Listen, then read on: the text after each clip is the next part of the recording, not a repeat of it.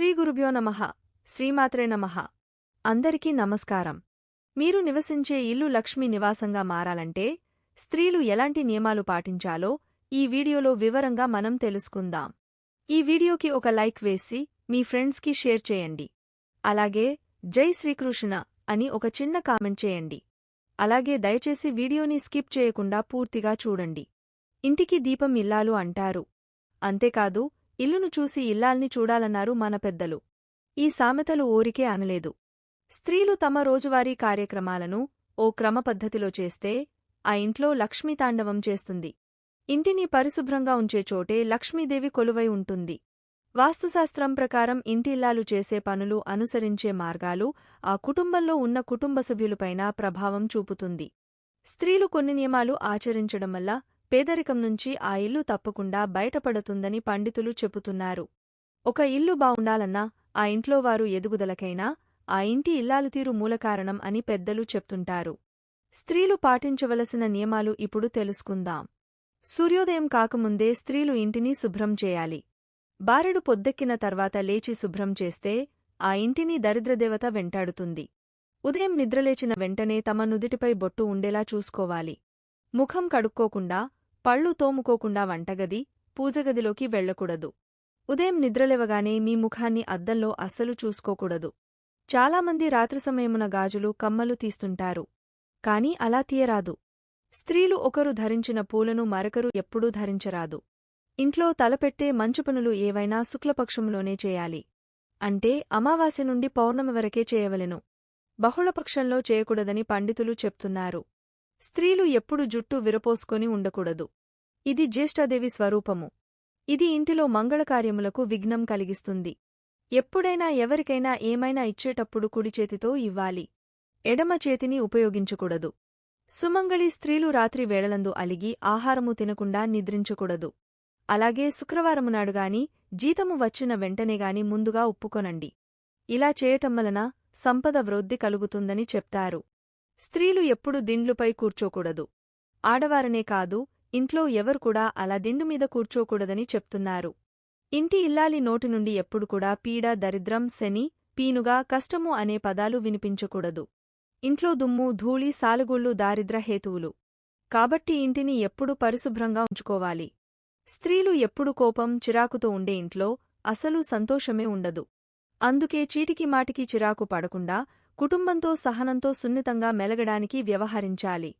ఇంట్లో మగవారిని మంగళవారమునాడు క్షవరము చేసుకోవడం, గడ్డము గీసుకోవడములాంటివి చేసుకోకుండా చూసుకోవాల్సిన బాధ్యత ఇంటి ఇల్లాలిదే.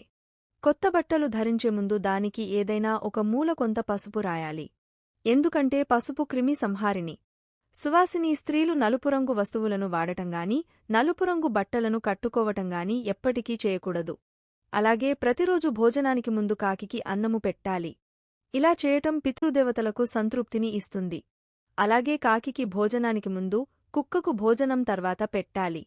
కొబ్బరికాయ చిప్ప తాంబూలంగా ఇచ్చేవాళ్లు 3 కళ్ళు ఉండే భాగము తాము ఉంచుకొని మిగతా భాగము ఇతరులకు ఇవ్వవలెను. ఉప్పు, మిరపకాయలు, చింతపండు వంటి వాటిని ఎవరికైనా ఇచ్చేటప్పుడు చేతికి ఇవ్వకూడదు. కింద పెట్టి తీసుకోమని చెప్పాలి. సూర్యాస్తమయం తర్వాత తల దువ్వటం వంటివి చేయకూడదు. ఇలా చేస్తే లక్ష్మీదేవికి ఆగ్రహం వస్తుందట. ఆడవాళ్లు కాలిపైకాలు వేసుకుని కూర్చోవడము, కాళ్ళు ఆడిస్తూ కూర్చోవడం, ఒంటికాలితో నిలవడంగాని, ఎక్కువగా ఓగుతుండడం వంటి పనులు చేయకూడదు. ఇవి దారిద్ర్య హేతువులే కాక శరీరంలోని ఎముకలు బలహీనమై త్వరగా విరుగుటకు అవకాశము కలదు. స్త్రీలు బహిష్టు సమయంలో పూలు తల్లో ధరించరాదు. అట్టి సమయంలో ఎవరైనా ఇవ్వటానికి ప్రయత్నించినా పూలు అమ్మేవారు వచ్చి ఇవ్వబోయినా వద్దు అనకుండా రేపు తీసుకుంటానని చెప్పాలి. ఇంట్లో ఏదైనా బాధాకర సంఘటన జరిగినప్పుడు పలకరించ వచ్చేవారిని ఎదురెళ్లి ఆహ్వానించకూడదు. అలా చేస్తే ఎదురెళ్లి అశుభాలను ఆహ్వానించినట్లే అవుతుంది.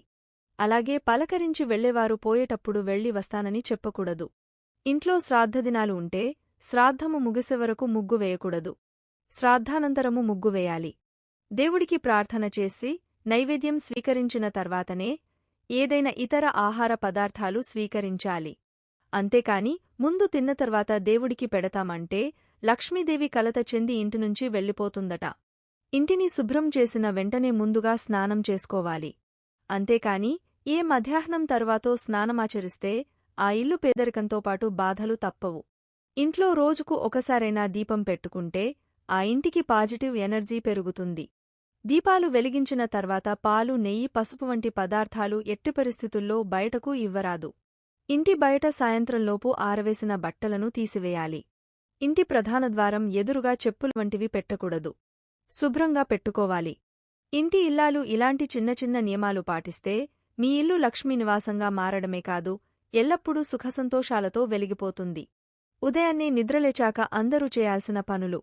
ఉదయం నిద్రలేవగానే మన భారాన్ని మోస్తున్న భూదేవికి నమస్కారం చేయాలి. మన ఇంటి ఆవరణలో ఉండే తులసి మొక్కను లేదా గోమాతను మొదటిగా చూడటం చాలా మంచిది. ఉదయం నిద్ర కుడివైపుకు లేవాలని, మీ అరచేతులను చూసుకోవడం వలన మీకు అంతా శుభమే కలుగుతుందని అంటారు.